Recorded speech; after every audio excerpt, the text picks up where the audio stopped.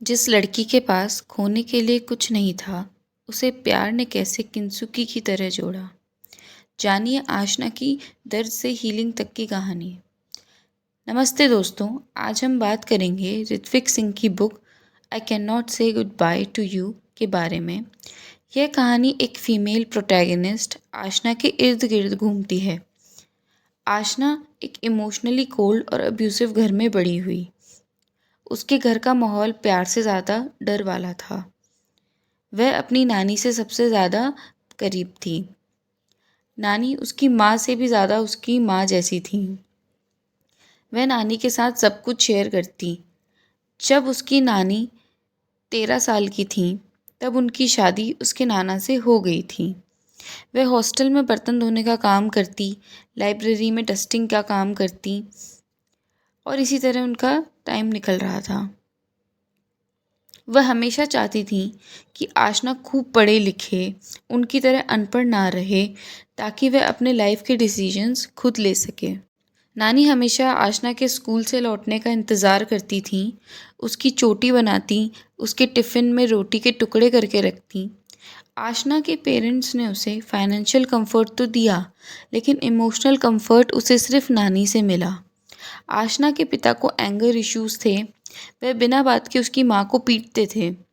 एक दिन जब वह दोनों लड़ रहे थे और उसकी नानी ने रोकना चाहा, तो उसके पिता ने नानी को धक्का दे दिया, जिसकी वजह से नानी के पैर में लंगड़ापन आ गया। उस दिन के बाद से वह कभी ठीक से नहीं चल पाई और आशना और नानी कभी एक साथ फिर पार्क नहीं गए। लेकिन उसकी नानी ने हमेशा उसको उसके पिता के गुस्से से बचाया था। जब आशना 12 साल की थी, तब उसकी नानी की मौत हार्ट अटैक की वजह से हो गई थी। वह खुद को नानी की मौत का जिम्मेदार समझती थी, क्योंकि मरने से पहले नानी उससे पानी मांग रही थी, मगर वह उन्हें पानी न दे सकी। नानी ही आशना की सेवियर थी, जिससे उसने घर की टॉक्सिसिटी से बचाया था। उनके जाने के बाद वह काफ़ी ज़्यादा डिप्रेस्ड हो गई थी। एक दिन जब वह अपनी नानी की अलमारी देख रही थी, उसे उसकी नानी के 2 हेयर स्ट्रैंड उनकी साड़ी पर उलझे हुए मिले। फिर उसकी माँ ने उन हेयर स्ट्रैंड को एक लॉकेट में डालकर आशना को वो लॉकेट पहना दिया। इससे उसे ऐसा लगा कि जैसे नानी अभी भी उसके साथ है। आशना का पढ़ाई में भी मन नहीं लगता था। वह मुश्किल से 7th क्लास में पास हुई। उसके पिता से पिटने का डर उसे हमेशा लगा रहता था। 8th क्लास में आशना फेल हो गई। उसकी टीचर वैदेही मैम ने उसको घर की सिचुएशन का पता था, इसीलिए उन्होंने आशना को बोर्डिंग में डालने का ओपिनियन दिया और उसके पेरेंट्स मान गए। पेरेंट्स ने उसे बोर्डिंग स्कूल भेज दिया था। उसे ऐसा लग रहा था कि जैसे उसके पेरेंट्स को उसकी परवाह नहीं है और उसके पास कोई मीनिंगफुल रिलेशनशिप भी नहीं है। There is nothing to look forward to in her life. Hostel में उसकी मुलाकात शानविका से हुई। धीरे धीरे दोनों बेस्ट फ्रेंड्स बन गए। वे दोनों अपना ज़्यादातर समय साथ बिताने लगे। शानविका के पेरेंट्स का हर वीकेंड कॉल आता था और घंटों बातें होती थीं। पर आशना के पेरेंट्स, वह उसे कभी कॉल नहीं करते थे। उसको इस बात का काफ़ी ज़्यादा बुरा लगता था, पर वह शानविका को अपना कंफर्ट जोन या सेफ स्पेस मानने लगी थी। नानी के बाद शानविका ही थी जिसने उसे ये महसूस कराया था कि कोई उसकी परवाह करता है। वह दोनों आधी रात को कमरे से निकलकर टेरेस पे स्टार्स देखने जाते, मैगी बनाकर खाते। बट मगर एक दिन उनकी वार्डन ने उन्हें मैगी बनाते हुए पकड़ लिया और दोनों को खूब डांटा। इससे उनकी दोस्ती और ज़्यादा पक्की हो गई। उनकी वार्डन ने जब आशना को हॉस्टल में अच्छे से सेटल होते हुआ देखा, तो उसको मोटिवेट किया ताकि वह अपनी पढ़ाई पे फोकस करे। फिर उसने पढ़ाई पर ध्यान दिया और 9th क्लास में फर्स्ट रैंक लाई।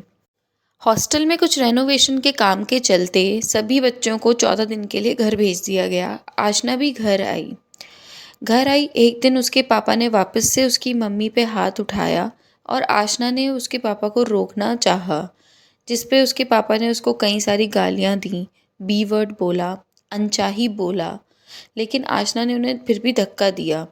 उसके पापा ने उसकी गर्दन को बहुत ज़ोर से पकड़ा, जिसकी वजह से उसकी गर्दन पे बहुत सारा निशान हो गए। जब वो वापस हॉस्टल आई और सब ने उससे पूछा कि ये कैसे हुआ, तो उसने बताया कि उसके पापा की वजह से ऐसा हुआ। जब वैदेही मैम को ये बात पता चली, तो वैदेही मैम ने आशना को अपनी मम्मी को एक लेटर लिखने के लिए कहा, जिसमें वो अपनी सारी फीलिंग्स अच्छे से एक्सप्रेस कर दे, ताकि उसकी मम्मी को पता चले कि वो कैसा फ़ील करती है। फिर आशना ने एक लेटर लिखा अपनी मम्मी को, जिसमें उसने क्लियरली लिखा कि इन सब वॉयलेंस के वजह से उसकी मेंटल हेल्थ पे कितना बुरा असर पड़ रहा है, और वो उसकी माँ को इस कंडीशन में नहीं देखना चाहती। वह चाहती है कि उसकी माँ उसके पापा से तलाक ले ले और अपनी ज़िंदगी खुशी खुशी बिताए। एक दिन जब आशना ने शान्विका को हग किया, तो शान्विका ने उसे दूर हटाया और रो पड़ी। आशना की वजह पूछने पर पता लगा कि 9 साल की उम्र में उसका मोलेस्टेशन हुआ था। जब उसने अपने पेरेंट्स को ये बात बताई, तो उन्होंने स्टैंड लेने की बजाय उसे चुप रहने और एडजस्ट करने के लिए कहा। ये बात पता लगने के बाद आशना ने कभी बाउंड्री क्रॉस नहीं की, ना ही उससे कभी कुछ पूछा। स्कूल में एक वीक का दिवाली ब्रेक था। आशना बहुत एक्साइटेड थी कि उसकी मम्मी उसे लेने के लिए ज़रूर आएगी। शान्विका तो छुट्टी शुरू होने के 2 दिन पहले ही घर चली गई। आशना ने भी अपना सारा सामान पैक कर लिया था, पर उसकी मम्मी उसे लेने नहीं आई और दिवाली पर उसे हॉस्टल में अकेले रहना पड़ा। वीडियो अच्छी लगी हो तो like, share, comment and subscribe ज़रूर करें। नेक्स्ट पार्ट में हम जानेंगे कि क्या आशना और शान्विका की दोस्ती टिक पाई? क्या आशना की लाइफ में किसी नए कैरेक्टर की एंट्री हुई? तो स्टे ट्यून्ड।